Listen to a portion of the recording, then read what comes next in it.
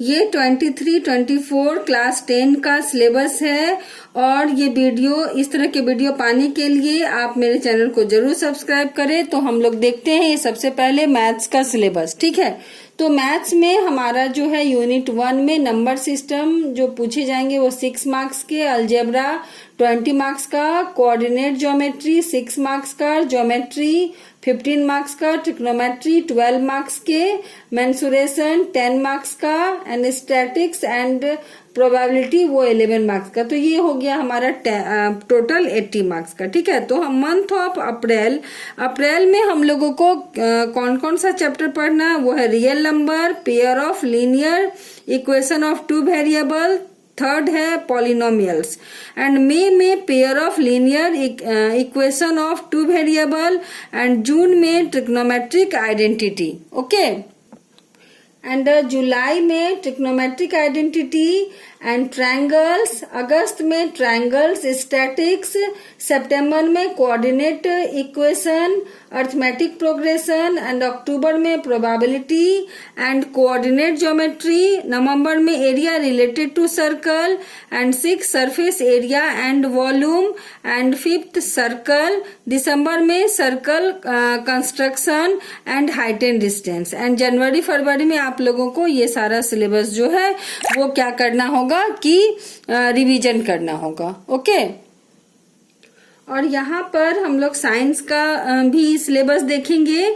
तो अप्रैल में फिजिक्स में यूनिट 3 में नेचुरल फेनोमेनन पढ़ना है, एंड यहाँ पर हमारा क्या है कि यूनिट 3 में पढ़ना हमारा reflection of light by curve surface image form by a spherical mirror, centre of curvature, principal axis, principal focus, focal length, mirror formula.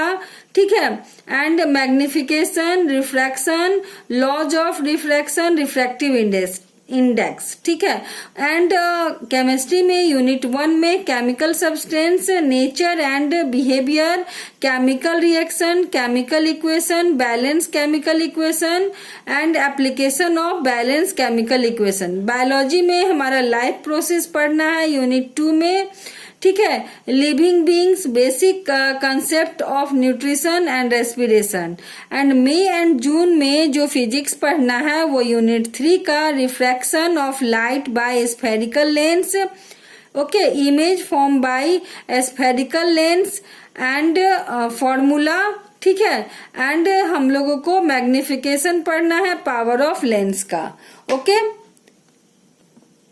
and functioning of lens in human eye, defect of vision and their correction, application of spherical mirror and lens। ठीक है, and ये सब physics का था। Chemistry में unit 1 में type of chemical reaction, combination, decomposition, displacement, double displacement, उसके बाद हमारा यहाँ पर precipitation, endothermic reaction, exothermic reaction, oxidation and reduction. ठीक है, बायोलॉजी में हमारा यहाँ पे पढ़ना है, देखो अच्छे से, तो यहाँ पर है transport and excretion in plant and animal, and जुलाई में फिजिक्स में यूनिट 3 में पढ़ना है refraction of light through a prism, dispersion of light, scattering of light, application in daily life. ठीक है, तो ये सब तुम्हारा पढ़ना है। ठीक है, एंड केमिस्ट्री में जाएंगे हम लोग यूनिट 1 में एसिड, बेस एंड सॉल्ट में their definition in terms of functioning. ठीक है, हमारा ये H+ and OH ions, general property, examples and use, neutralisation concept of pH scale. ठीक है, एंड डेफिनेशन जो है लॉगिथम का ये नहीं पढ़ना है। ठीक है, important of pH in everyday life, preparation and use of sodium hydroxide, bleaching powder, baking soda, washing soda and plaster of Paris. And फिर बायो में यूनिट 2 में control and coordination in animal and prism, उसके बाद tropic movement in plant, introduction of plant hormones, control and coordination in animal nervous system. ठीक है, अगस्त में हम लोग को फिजिक्स में वो सारा पीछे का रिवीजन करना है। केमिस्ट्री में यूनिट 1 में metals and non metals, property of metals and non metal, उसके बाद reactivity series, formation and property of ionic compound, basic metallurgy process, उसके बाद कोरोजन एंड इट्स प्रिवेंशन।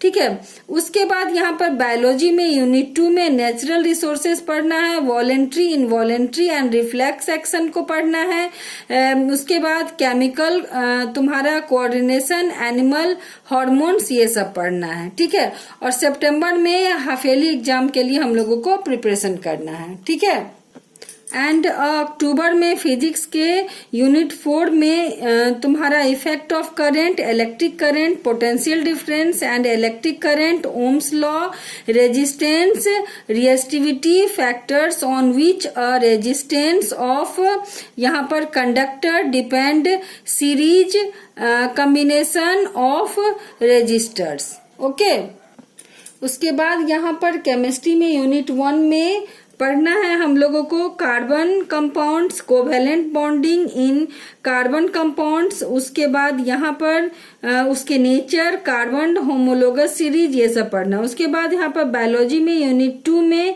यहाँ पर reproduction in animal and plants, ठीक है, reproductive health, ठीक है, ये सब पढ़ना है। एंड नवंबर में यूनिट 4 में parallel combination of resistors and its applications in daily life, heating effect of electric current and its application in daily life, electric current, ठीक है, एंड जो इंटर रिलेशन बिटवीन पी, भी, आई and are पढ़ना है। ठीक है, chemistry में हमारा यूनिट 1 में nomenclature of carbon compounds containing functional group, ठीक है, एंड इसमें और क्या क्या इस फंक्शनल ग्रुप किसका किसका पढ़ना है, अल्कोहल का, उसके बाद हैलोजन का, कीटोन का, एल्डिहाइड का, एल्केन्स का एंड एल्कीन्स का, उसके बाद difference between saturated and unsaturated hydrocarbon भी पढ़ना है। बायोलॉजी में हमारा यहाँ पर देखो,